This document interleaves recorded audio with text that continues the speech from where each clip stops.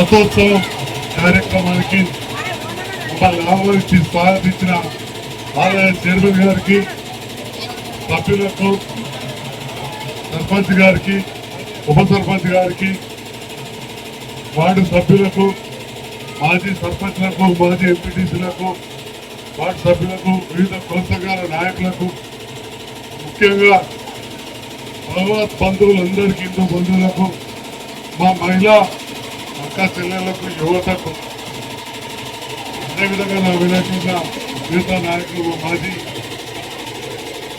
గారికి, మిగతా మిత్రులందరూ కూడా పేరు పేరున హృదయపూర్వక నమస్కారాలు స్వాగతిస్తుంది. అదేవిధంగా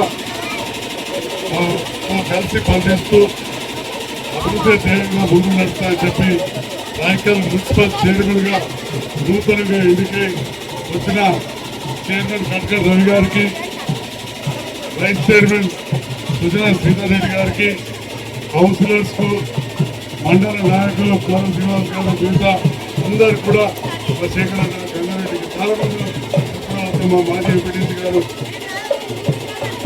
అదేవిధంగా స్పందన గారు, పేరు పేరున హృదయపూర్వక ధన్యవాదాలు. ఇక్కడ కూడా ఈరోజు ఆ పరమేశ్వరుడు శివాలయంలో అందరు కూడా దర్శన భాగ్యం కల్పించిన పూజారులకు అందరూ కూడా మరొకసారి చేతులకి నమస్కరిస్తూ ఆ శివుడి కృప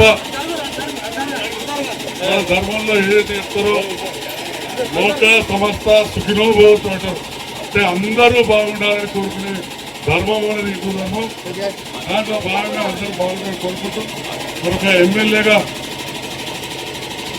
కొందరు గెలిపించిన వాళ్ళు ఉంటారు, కొందరు అపోజిషన్ ఉంటారు. కానీ ఏదైనా శాసనసభ్యులుగా నేను అందరికీ ఎమ్మెల్యేనే కాబట్టి మరి తప్పకుండా అభివృద్ధిలో ఆ శివుని ఆశీస్సులతో నిరంతరం సేవ చేస్తారని చెప్పి తెలియజేస్తూ, ఇంతకుముందు కూడా అప్పుడు చైర్మన్ భూమయ్య గారు మిగతా సభ్యులు ఉన్నప్పుడు కొంత డబ్బు ఇవ్వడం జరిగింది. ఇక్కడికి ప్రభుత్వ పక్షాన మళ్ళీ కాపాడు లేదు, రోడ్డు మీద ఉన్నట్టున్నది, 5 లక్షల రూపాయలు మంజూరు ఏమన్నారు.